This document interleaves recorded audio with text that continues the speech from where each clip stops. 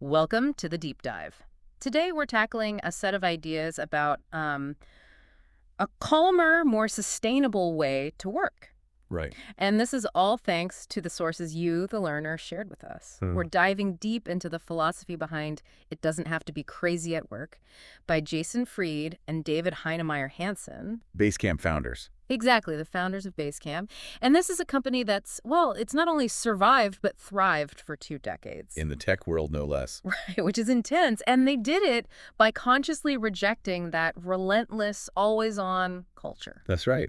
And, you highlighted this material because you're looking for efficient ways to understand complex ideas Yeah, practical takeaways. and extract practical insights you can actually use. So our goal in this deep dive is really to unpack the core principles that have guided Fried and Hansen, giving you a kind of shortcut to grasping their unique approach to work. And it really makes you stop and think, doesn't it? It does. What if this constant feeling of being overwhelmed and crazy busy, what if it isn't some badge of honor, Right. but actually a clear indicator of, well, deep inefficiencies in how we operate? Exactly. Okay, so let's start by unpacking the central problem they identify, the crazy at work phenomenon. Yeah.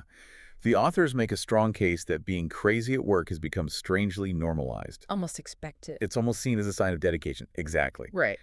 And they point to two key drivers fueling this. Okay. First, the constant flood of distractions that just shatter our focus throughout the day. All the pings and notifications. Right. And second, this relentless obsession with growth at any cost, which inevitably leads to unsustainable expectations and, frankly, widespread stress. It's so true. You often hear people almost like competing over who worked the most hours. Yeah, it's a weird kind of bragging. But this book really makes you question that. They suggest that a significant portion of those long hours isn't actually productive work at all. Not really. It's lost to endless meetings, constant interruptions, and just plain ineffective ways of doing things. They even go as far as to say that sustained exhaustion is a mark of stupidity, which, wow, that really makes you reconsider things. It's a blunt statement, isn't it? Yeah. But it drives home a critical point. Their argument isn't about putting in more hours. It's about ruthlessly eliminating the waste, That's fluff. the anxiety, the unnecessary pressures that prevent us from doing meaningful work in a reasonable time frame. Right. And what's fascinating here is how they emphasize that stress isn't isolated. No. It's contagious. Yeah. It ripples outwards. Affecting individuals, teams. Exactly, even how we interact with customers. Yeah. And as you know, that stress rarely stays confined to the workday. Oh, definitely not. It inevitably spills over into our personal lives. Yeah. Exactly. And their response to this pervasive craziness as well, it's a pretty firm forget that.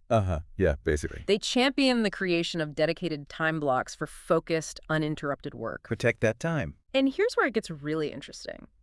They propose a fundamental shift in how we view our organizations, Right. Their core idea is to think of your company as a product. like the software they sell. Exactly. Much like the services or software you offer to the world. And just like any product, it can be continuously improved and iterated upon. They use their own company, Basecamp, as a prime example. It's almost as if they're saying, we're currently at version 50.3, I love that analogy. constantly evolving through experimentation and learning. It really makes the often vague concept of company culture feel much more concrete, It does. They emphasize that they didn't just stumble upon a calm way of working, they actively experimented. Right, like with their project cycles. Take their 6-week project cycles, for instance. They likely didn't just pick that number out of thin air. Probably not. They probably tried longer and shorter cycles, observed project completion rates, team morale, the quality of the output. Testing and learning. To find that optimal rhythm, that's a key insight.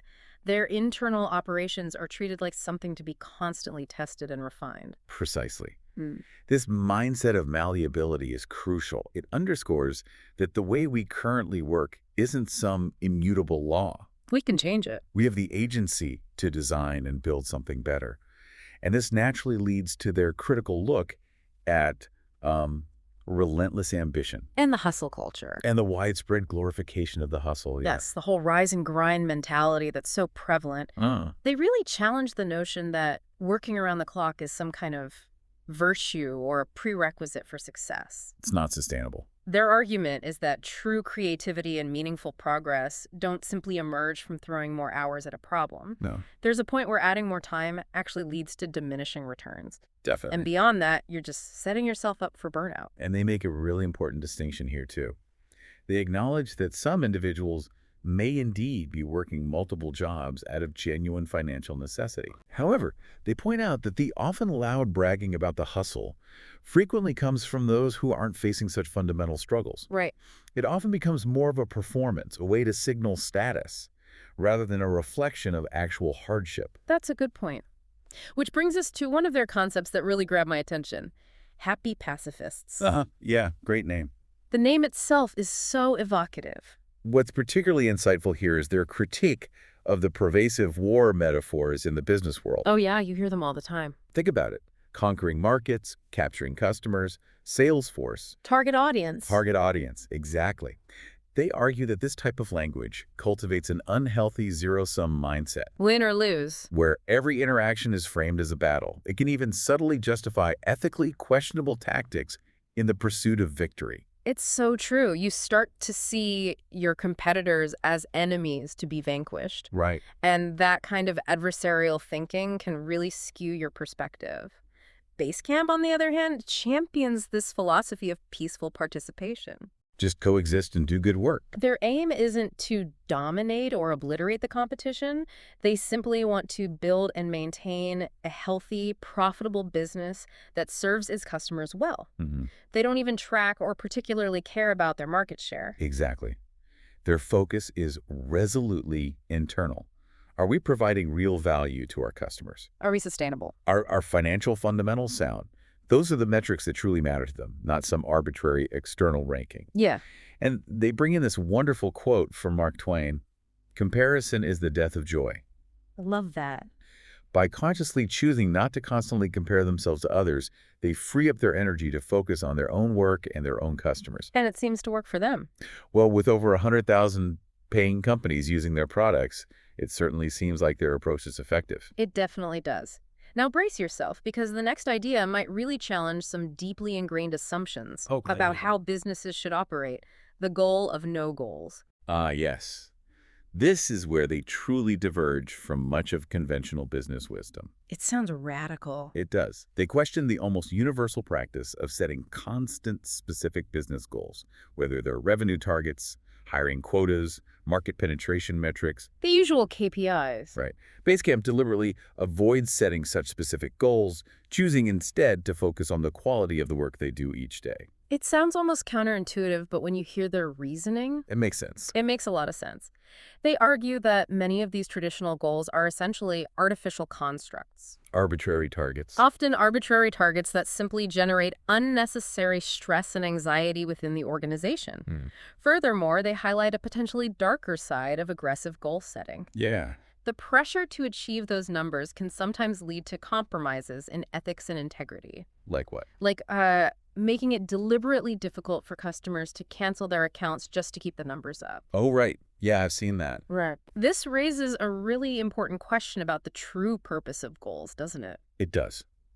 Are they genuinely effective at driving meaningful work and innovation? Or just stress? Or are they more often a source of anxiety and potentially harmful behaviors?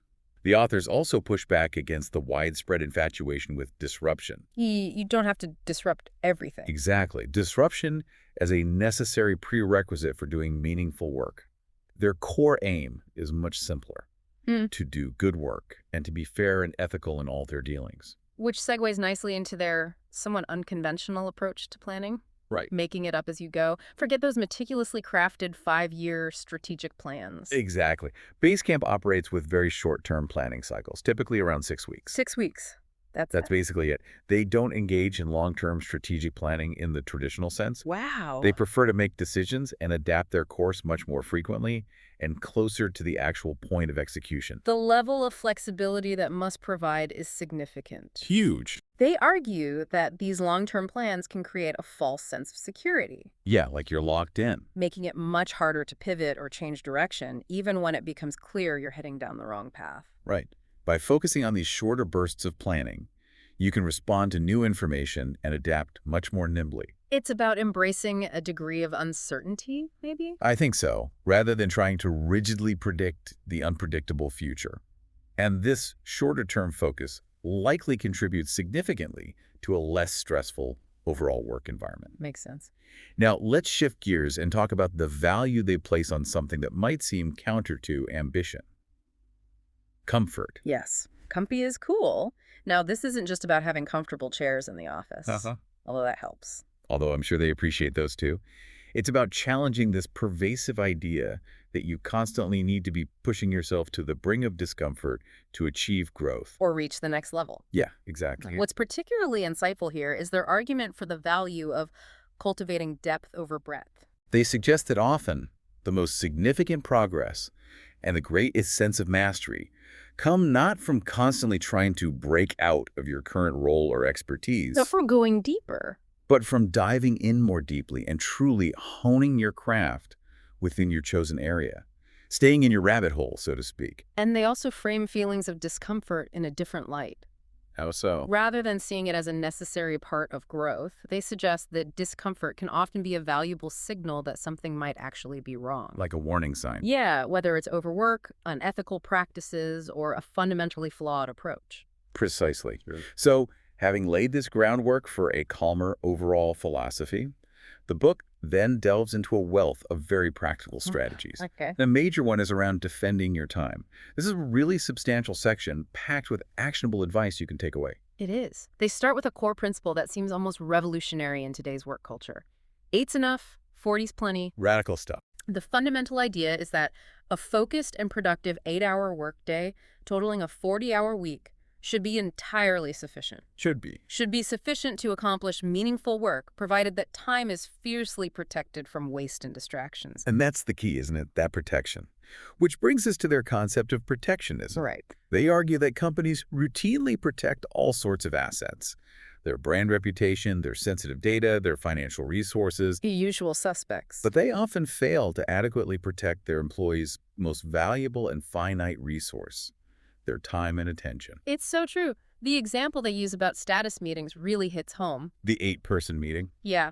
When you have 8 people sitting in a room for an hour-long status update, the cost isn't just 1 hour. Well, It's actually 8 collective hours of potential productive work being consumed. 8 person-hours down the drain. Their proposed alternative, concise written updates that individuals can review on their own time seems so logical. Asynchronous updates. Yet it's still surprisingly underutilized in many organizations. And it's about making a crucial distinction between simply being productive, Just busy. that is, just filling your allocated time with tasks, and being truly effective. Doing what matters. Actually accomplishing work that has a meaningful impact. They even advocate for creating two-don'ts. I like that. Things not to do. Consciously identifying and choosing not to do certain things in order to free up your valuable time and focus. They also directly challenge the outwork myth, this false equation that equates excessive hours with superior results or a stronger work ethic. Working late doesn't mean working better. Not necessarily, no. The point they make that work doesn't happen at work really resonated with me. Yeah. The irony. How often do you actually find yourself able to get truly focused, deep work done in the traditional office environment? With all the interruptions, rarely. It's often in those quieter moments outside of the conventional workday, in more secluded spaces, where real progress actually occurs. This leads to practical solutions, like implementing office hours, Okay. where experts within the company designate specific time slots for answering questions and providing consultations. So they're not constantly interrupted. Exactly, thereby protecting their primary focus time from constant ad hoc interruptions. They also address the all-too-familiar calendar Tetris. Ugh, back-to-back meetings all day. The Tetris of back-to-back meetings that often fill the entire day without leaving any room for actual work, Right. as well as the concept of the presence prison. What's that? This unspoken pressure to be constantly visible, always online, broadcasting your whereabouts. Their default status is just trying to do my job. Which should be enough. And let's not forget their refreshing philosophy on communication. I'll get back to you whenever. Love this one. This challenges the modern expectation of immediate responses to every email or message, The tyranny of the instant reply. and fosters a culture of more thoughtful, eventual replies. And then there's the brilliant concept of JOMO. Not FOMO, but JOMO. the joy of missing out, which encourages us to intentionally disconnect from the relentless flow of information Tune out the noise. in order to actually focus on what's important.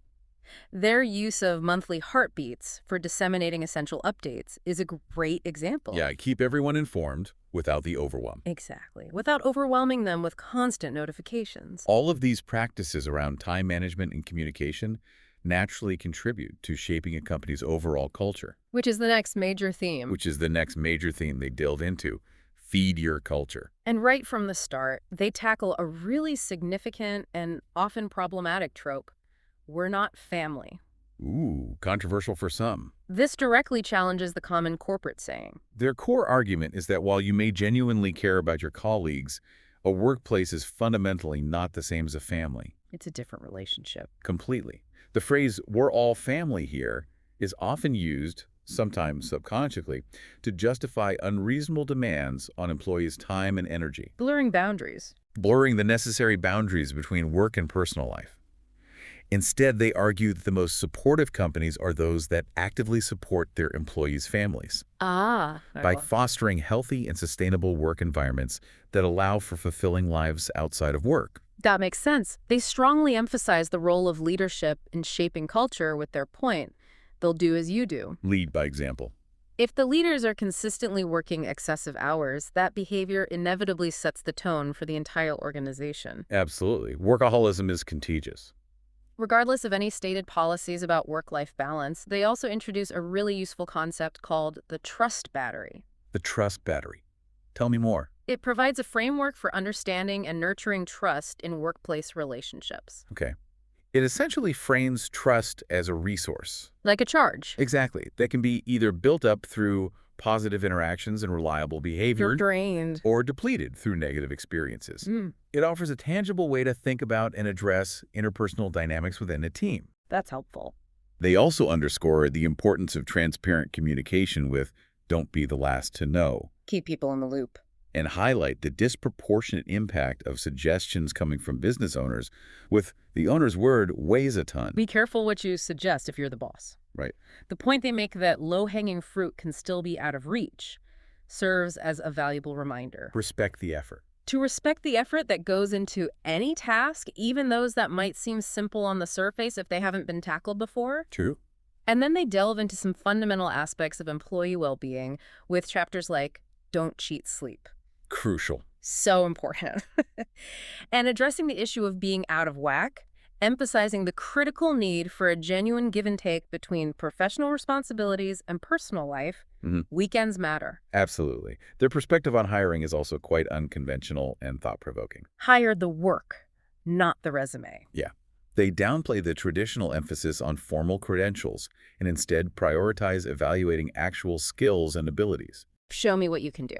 as demonstrated through tangible work samples. They also recognize the value of diverse perspectives and acknowledge that nobody hits the ground running. That's realistic. New employees, especially those coming from very different work environments, need a period of adjustment to adapt and potentially unlearn previous work styles. Yeah, deprogramming almost. Maybe. I found their take on the so-called talent war particularly refreshing. Oh, yeah. They argue that talent isn't necessarily a scarce commodity to be fiercely battled over, Interesting. and highlight their own success in identifying talented individuals in less conventional places and nurturing untapped potential. So you don't need to fight over the same few people. Apparently not, and their policy of don't negotiate salaries, Wow, really? offering equal pay for equal roles based on transparent market rates, top 10% of San Francisco rates, I think. Okay. It seems designed to foster a sense of fairness and reduce the stress and potential resentment associated with salary negotiations. That would remove a lot of anxiety. Definitely. Absolutely. And their approach to employee perks, encapsulated in Benefits Who, offers a critical look at those often flashy in-office benefits. Like free food and games. Yeah, the things that can inadvertently serve to keep people tethered to their desks. Instead, they focus on providing benefits that genuinely encourage and support employees' lives outside of work. Like what? Things like generous paid vacations, sabbaticals, stipends for education or charitable giving. Real support. That sounds better. They also advocate for establishing library rules within the office Too quiet. to create a quieter, more focused work environment with designated collaboration spaces, of course, and emphasize the importance of no vacations. Meaning? Truly disconnecting and recharging during vacation time, not checking email. They're actually critical of unlimited vacation and prefer clear guidelines, like 3 weeks paid. Ah, interesting. So people actually take it. Exactly. They even address the often overlooked aspect of calm goodbyes, Handling departures well. stressing the importance of handling employee departures with respect and clear communication to maintain trust. That's important for morale. The final major section of the book is Dissect Your Process, Okay, the nuts and bolts. where they really get into the nuts and bolts of how work actually gets done within an organization. Right.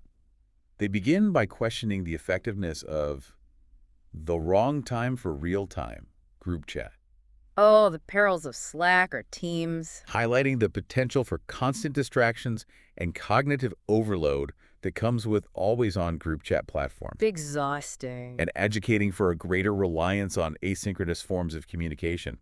They also tackle the issue of unrealistic deadlines with their discussion of dreadlines. Dreadlines, not deadlines. Ah, yes, and present their preferred approach, setting fixed deadlines while allowing for flexibility in the project's scope. Fixed time, variable scope. Exactly. The concept of the scope hammer, empowering the team to make decisions about what can realistically be achieved within a given time frame, The team decides what fits. seems like a powerful way to manage expectations and reduce stress.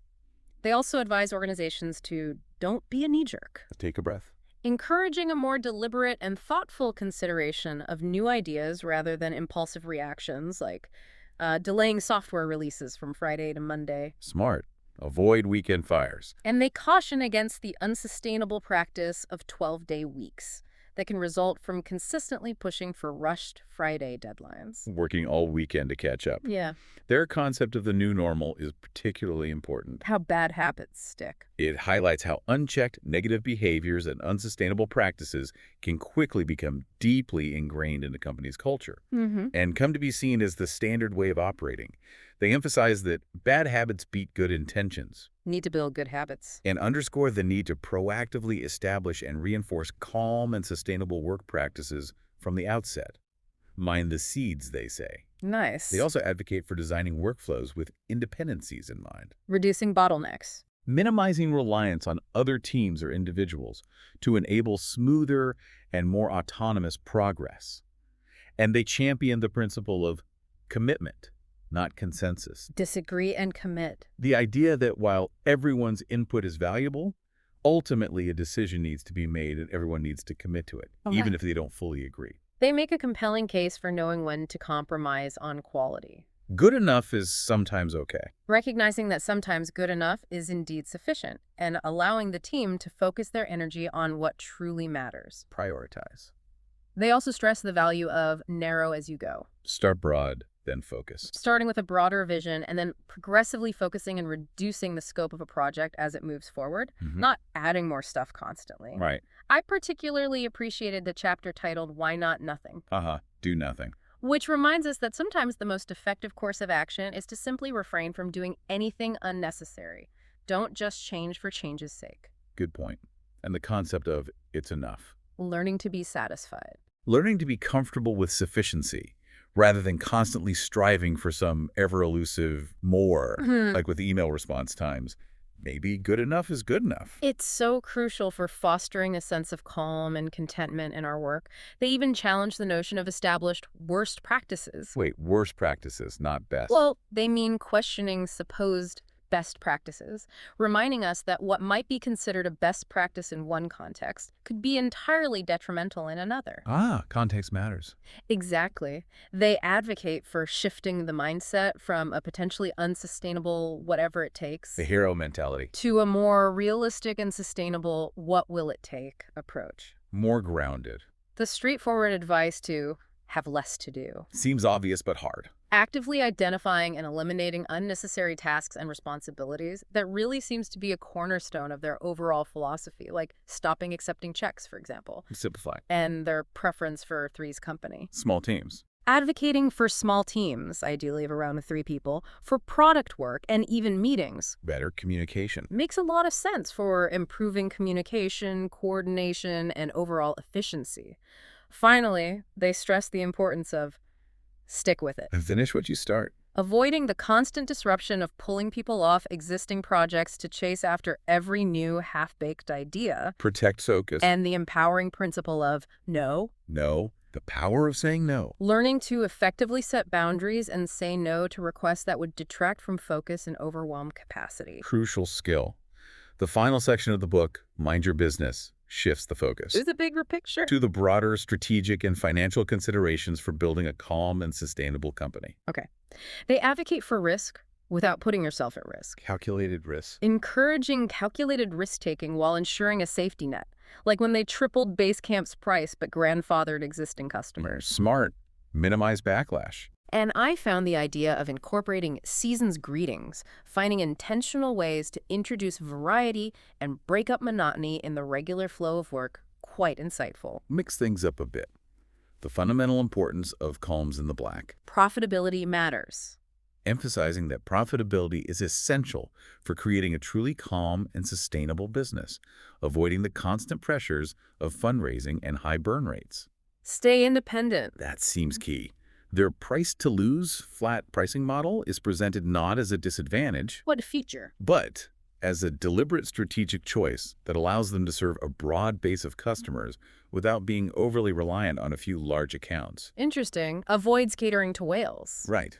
They also emphasize the value of launch and learn, Ship it. getting products out into the real world to gather feedback and iterate rather than engaging in endless speculation and pre-release planning. Get real data. And the wisdom of promise, not to promise. Don't overcommit on future features. Avoiding making firm commitments about future product improvements. Focus on the value now. They caution against simply being copycats of competitors Look at yourself. and stress the importance of careful change control. Don't break things for existing users. Managing changes thoughtfully and respecting existing users by not forcing disruptive upgrades. The chapter, Startups Are Easy, Stay-Ups Are Hard, Scaling is tough. offers a realistic perspective on the increasing complexities that come with scaling a business beyond its initial launch phase. They advise maintaining a sense of perspective with no big deal or the end of the world. Don't overreact. And their deliberate choice to maintain a sustainable size and focus, even when business is thriving, as discussed in the good old days, is a powerful statement about their priorities. Resisting hypergrowth. So in essence, the core message that emerges from all of this If you boil it down. is that choosing calm at work isn't about discovering some secret formula or implementing one magic solution. No silver bullet. Instead, it's about making a series of very conscious and deliberate decisions across all aspects of how we work, From time and attention. how we cultivate our company culture and design our operational process as a whole system. And I think one of the most empowering takeaways is the realization that even if you don't currently have the authority to overhaul your entire organization's practices, You can still do something. you still have the agency to make individual choices in your own work habits and interactions that can move you towards a calmer and more sustainable way of operating. This leads us to a final thought for you, the learner. Okay.